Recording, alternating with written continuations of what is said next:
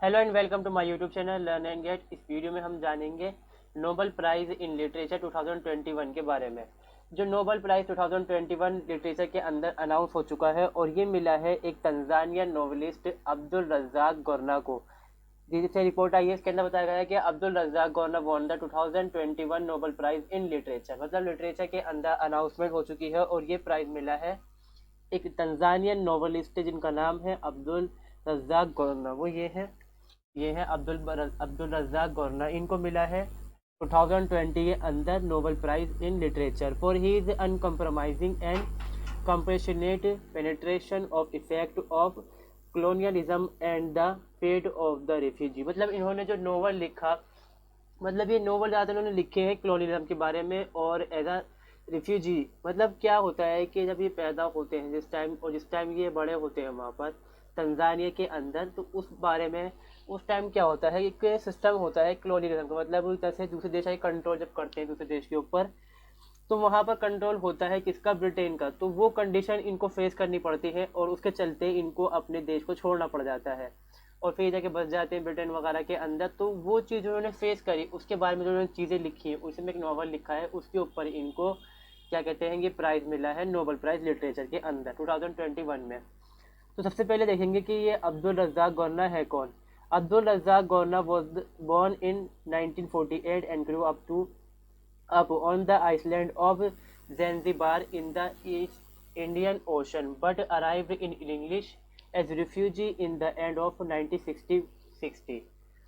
मतलब क्या है कि ये पैदा कहाँ पर होते हैं, अब्दुल रज़्ज़ाक गोरना एक आइलैंड है, कहाँ पर, ज़ैंज़िबार आइलैंड का नाम है। और ये कहाँ पड़ता है, ईस्ट इंडियन ओशन के अंदर पड़ता है। ये है ज़ैंज़िबार आइलैंड, जैसे ये दिख रहा है। ये तंजानिया है जो आज के टाइम में है, और ये पैम्बा है। मतलब ये एक टाइम के अंदर क्या होता है कि दोनों आइलैंड जो होते हैं इंडिपेंडेंट होते हैं, मगर बाद में एक सिस्टम होता है, लिबरेशन वगैरह होती, क्रांति होती है, रेवोल्यूशन होती है, उसके अंदर ये दोनों को मिला दिया जाता है कि इसके अंदर तंजानिया के अंदर। After the peaceful liberation from British colonialism rule in December 1963, Zanzibar went through an revolution which under President Abed कुरुमे regime। मतलब क्या होता है, 1961 के अंदर जो तंजानिया होता है वो इंडिपेंडेंट हो चुका होता है ब्रिटेन से, मगर बाद में जो ये ज़ैंज़िबार आइलैंड होता है या पैम्बा आइलैंड होता है, ये इंडिपेंडेंट नहीं होते उस टाइम तक भी। 1963 दिसंबर के अंदर जो ज़ैंज़िबार आइलैंड होता है ये इंडिपेंडेंट हो जाता है किससे, ब्रिटेन से, और इसको इंडिपेंडेंस मिल जाती है। उस टाइम तक क्या होता है, ये एक इंडिपेंडेंट कंट्री बन जाता है और यहाँ पर किसी का रूल नहीं होता, ये अपना रूल खुद चाहते हैं, मगर ये होता है सिर्फ 1 साल तक। फिर इसके बाद क्या होता है कि 1964 के अंदर रेवोल्यूशन होती है तंजानिया के अंदर, और सारे के सारे जो ज़ैंज़िबार या पैम्बा आइलैंड है सबके अंदर, जिसको लीड कर रहे होते हैं वहाँ के प्रेसिडेंट, तंजानिया के प्रेसिडेंट अबेद कुरुमे। उसकी वजह से क्या होता है कि ये दो गुटों के अंदर बढ़ जाता है तंजानिया।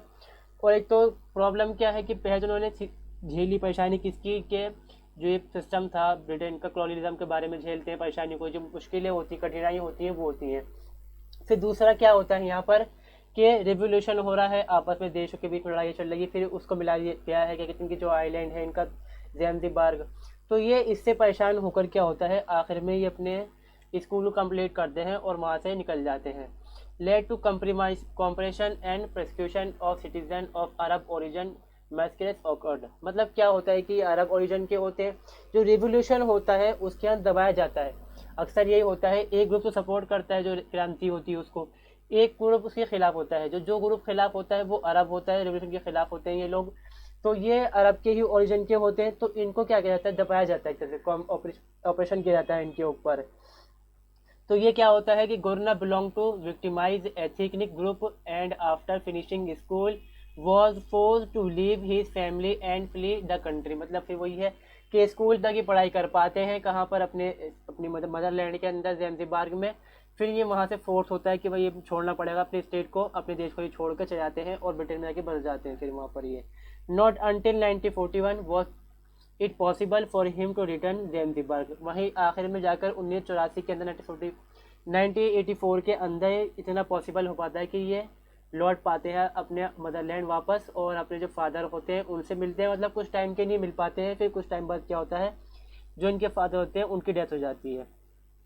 गुरना has until his recent retirement been professor of English and क्या है English and post colonial literature at the university of Kent in contemporary. मतलब क्या है कि अभी जब रिटायरमेंट ले चुके हैं, ये रिटायरमेंट से पहले क्या होता है, ये एक प्रोफेसर रह चुके होते हैं किसमें, यूनिवर्सिटी ऑफ केंट में, कैंटरबरी में ये एक यूनिवर्सिटी है, वहाँ पर ये प्रोफेसर रह चुके होते हैं किसके, इंग्लिश के और पोस्ट कॉलोनियल लिटरेचर के बारे में। मतलब जो लिटरेचर के कॉलोनियलिज्म से पहले बाद में जो लिटरेचर होता है इसके बारे में, उसके ये प्रोफेसर होते हैं। तो ये इनकी तरह से हमने देख चुके हैं कि भाई कहाँ से इन्होंने कितनी बायोग्राफी की छोटी मतलब देख लेंगे क्या रहा इनके बारे में, अबाउट जान चुके हैं। अब इनके बारे में हम देखते हैं कि अब्दुल रज़्ज़ाक़ गुरना के जो वर्क्स हैं उसके बारे में। गुरना वॉज पब्लिश 10 नॉवल्स, इन्होंने 10 नॉवल्स को पब्लिश करा है। और इसके अलावा अगर देखेंगे नंबर्स ऑफ शॉर्ट स्टोरी भी इन्होंने बहुत सारी लिखी हैं जो पब्लिश होंगी। The theme of the refugees disruption run throughout his work. मतलब उनकी जो उन्होंने जो परेशानी झेली किसकी, रेफ्यूजी की। क्योंकि क्या होता है कि अपने मदरलैंड को छोड़ते ही ज़ैंज़िबार को और एक ब्रिटेन में एक तरह से एज अ रेफ्यूजी यहाँ पे रहते हैं, फिर काम वगैरह भी करते हैं, मगर फिर वे भी वही है कि सिटीजन तो वहाँ के नहीं है, वो रेफ्यूजी हैं वहाँ पर। तो जो उन्होंने अपनी ज़िंदगी के अंदर परेशानियों को झेला, उस परेशानी के बारे में उनके जो वर्क है हर जगह देखने को मिलता है। मतलब कहीं भी किस तरह से लिखेंगे पर वो चीज़ वो दिखाते हैं अपने वर्क के अंदर कि हमने क्या परेशानियाँ झेली है तंजानिया वालों ने। क्योंकि ये प्रॉब्लम अक्सर अफ्रीका के अंदर रही है, जो लोगों का माइंड सेट है कि वहाँ पर लोग जो है थोड़े असभ्य हैं, नॉन सिविलाइज हैं, पढ़े लिखे नहीं सही से। तो खैर वो अलग बात है। He began writing as 21 year old in English. 21 year के अंदर ये अपनी लिटरेचर जो है शुरुआत करते हैं इंग्लिश के अंदर। मगर इससे पहले कि स्वाहिली जो है तंजानिया या फिर ईस्ट अफ्रीका के देखेंगे, वहाँ के लोगों के जो सहेली कहते हैं हमेशा से लैंग्वेज को, इसको स्वाहिली, वो लैंग्वेज ही पहले इस्तेमाल करते हैं। मगर बाद में क्या होता है, ये इंग्लिश में अब पहुँच चुके होते हैं इंग्लैंड में, ब्रिटेन में जाके रहना ही वहाँ पर, तो वहाँ पर ये फिर इंग्लिश को कैसे इस्तेमाल करते हैं अपने राइटिंग टूल के अंदर। He said that in Zanzibar his access to literature in Swahili was virtually nil, and his earliest writing could not strictly be counted as literature। मतलब ये खुद कहते हैं कि जो मैंने पहले लिखा था लिटरेचर स्वाहिली वाले लैंग्वेज के अंदर अपनी, उसको हम मान सकते नहीं कि वो लिटरेचर, मतलब छोटी मोटी चीज़ें मैंने लिखी मगर वो लिटरेचर नहीं है, एज लिटरेचर को हम काउंट नहीं कर सकते। इसके अलावा अगर हम देखें इंग्लिश में कर लिया, और जो सहेली लैंग्वेजेस में कर रहा है स्वाहिली लैंग्वेज में, अरेबिक लैंग्वेज है, पर्शियन लैंग्वेज के अंदर उन्होंने पोइट्री करी है, स्पेशली द अरेबियन नाइट्स के अंदर उन्होंने पोइट वगैरह लिखी है, इसके बारे में बताया है, ट्रांसलेट वगैरह करा है, उसकी तो बहुत सारे काम करे हैं उन्होंने इसके अंदर। It must be stress that he constitutionally break the convention upending the colonial perspective to highlight that the indigenous population.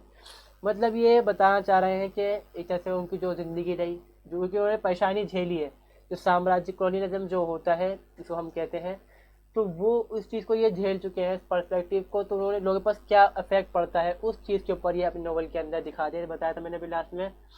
Thus his novel the desertion